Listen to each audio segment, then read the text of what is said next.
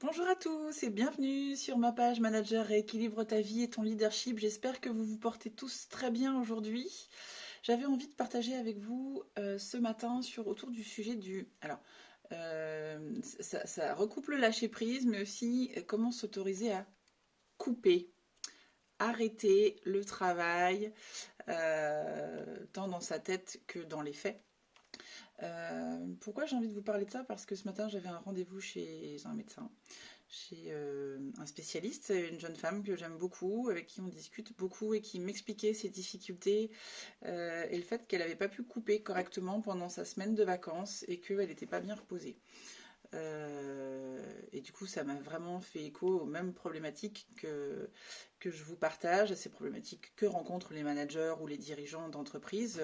Les indépendants de la santé rencontrent la même façon. Ils sont également chefs d'entreprise de la même manière que beaucoup d'entre nous, qu'on soit à la direction, à la tête d'une équipe, d'une entreprise ou indépendant. La réalité est celle-là, on doit accomplir une charge de travail pour atteindre nos objectifs, nous nourrir, nourrir notre famille le cas échéant, et ça pose une vraie contrainte. Et puis se pose face à ça de toute façon notre engagement par rapport au travail, par rapport à notre entreprise ou par rapport à notre patientèle ou nos clients.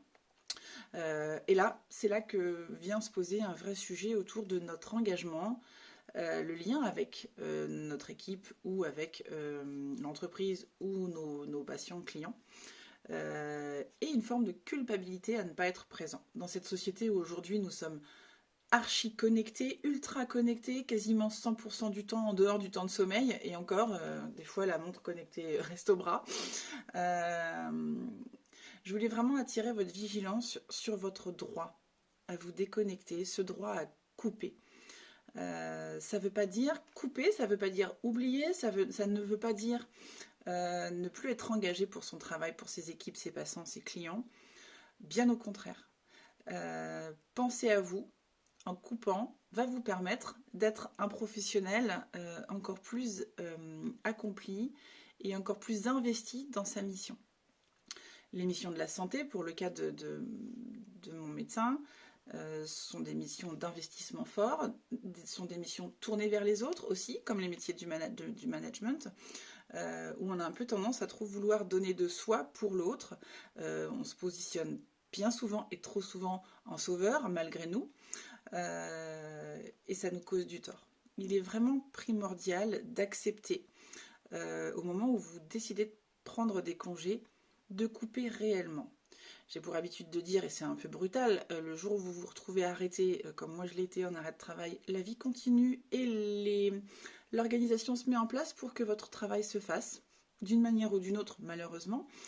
Donc il est pour soi et pour nos équipes ou nos clients, ce qui est très important, c'est de se dire, avant de partir en congé ou en week-end ou en formation, des fois, voilà, dès lors qu'on s'absente du travail, euh, posez les conditions de votre absence, c'est-à-dire expliquer la durée de l'absence, le fait que vous ne serez pas joignable, qui les gens peuvent joindre en votre absence et éventuellement la solution de secours d'urgence, le cas échéant, si on parle de la santé, voilà, bien donner tout le contexte et les numéros qui vont bien.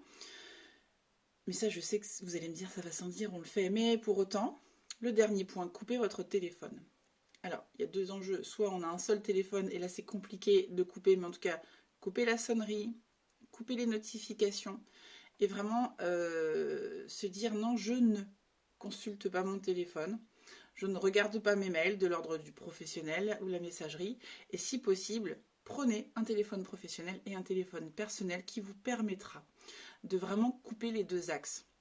Vous avez le droit d'être absent, de vous reposer, de prendre des vacances pour revenir frais et dispo au bout d'une semaine, 15 jours, un grand week-end prolongé, mais en tout cas même 3 jours. 3 jours où vous aurez vraiment déconnecté, vous vous serez recentré sur vous-même, vos proches, vous aurez visité, en tout cas pris du temps pour vous et fait des choses qui vous font du bien, qui vous nourrissent. Vous verrez, vous n'en ressortirez que plus fort et vous n'en serez que plus épanoui au retour au travail. C'est très très important, vraiment. Comme me disait ma thérapeute, nos métiers d'accompagnement vers les autres, votre métier est un métier où vous êtes tourné vers l'autre. Vous remplissez les verres des autres en permanence en leur donnant vos compétences, votre temps, votre discipline, votre management. Mais pour remplir une carafe, pour remplir un verre, il faut que votre propre carafe soit pleine. Pour remplir cette carafe, il faut que vous preniez des temps de ressourcement pour vous, de vrais moments, des vraies coupures. Et je vous parlerai derrière de ce qu'il y a de ça, de la notion de culpabilité, et on en parlera dans une autre vidéo. Mais en tout cas, en attendant, remplissez votre carafe et prenez soin de vous et autorisez-vous à couper tant que faire se peut. Je vous dis à très bientôt et vous souhaite une très belle journée. Ciao!